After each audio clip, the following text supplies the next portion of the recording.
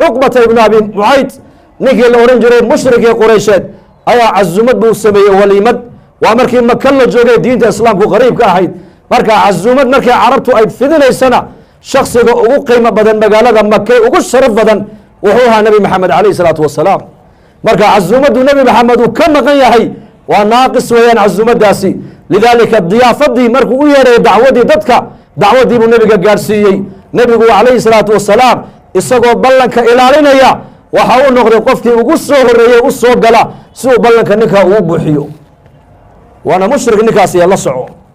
sida nebigu akhlaaqda u hagaajinaya eega waayo nebigu dacwadii risaalad buu ummadda u gudbinayaa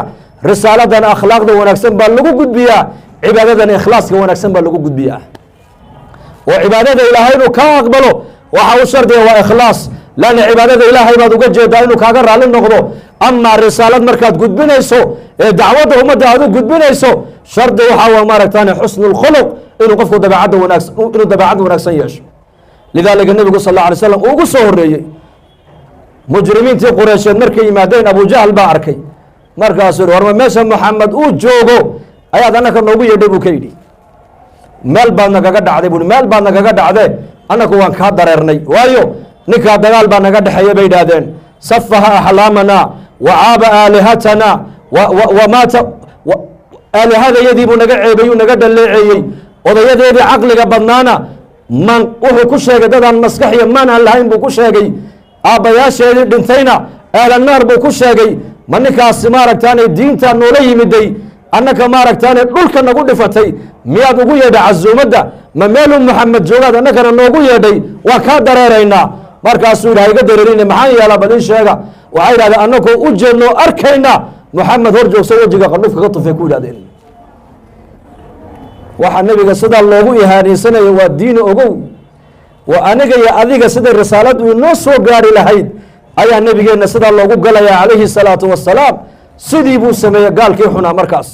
anu kuuma yeedhin adaa iska yimiday fatafala fii wajhi nabiy sal alla alay wasalam markaabuu nebigu isagoo murugoonaya oo qandhuuftii wejigiisa ka bi'inaya ayuu nebigu aqalkii ka soo baxay inta uu gurigiisa gaadhin ayaa qur-aanku ku soo degayaa wa yowma yacadu الظaalimu calىa yadayhi yaquulu yaa laytani ittakhadtu maca arasuuli sabiila yaa waylata laytanii lam attakhid fulana khaliila laqad adalanii can الdikri bacda id jaaءanii wakana الshayطaanu lilinsaani khaduula waqaala الrasuulu ya rab ina qowmi اtakhaduu hada اlqur'aana mahjuura maalin baa iman doontaa nebiga lagu wadkur xus maalin baa iman doonta daalimkaas iyo daalimiinta lamida farta intay dhexda ka qaninaan bay ku calaacali doonaan maan muxamed calayhi الsalaatu wasalaam dhaqankiisa maan raaca hadyigiisa maan raaca shareecadiisa maan raaca way abijahal baa ilumiye warkiisa maxaan u qaadanayey maalin bay ku calaacali doonaan baa nebiga lagu yidhi wakadalika jacalna likuli nabiyin caduwa min almujrimiina wakafaa birabbika haadiya wanasiira qur'aanka markaa nebiga qalbigiisana waa la dejinayaa oo laleeyahay arrinkan adiga kugu dhacay kuguma eko adiga keligaa kuguma eko dadkii hore ee risaalada u soo dhiibnayba sidaasun bay mujrimiintu u jeesjeesi jireen oo loo dhibi jiray laakiin adiga rabbigaabaa kula jira nebiga lagu yidhi gargaaraad haysataa haadi baad haysataa dariiqa xaqa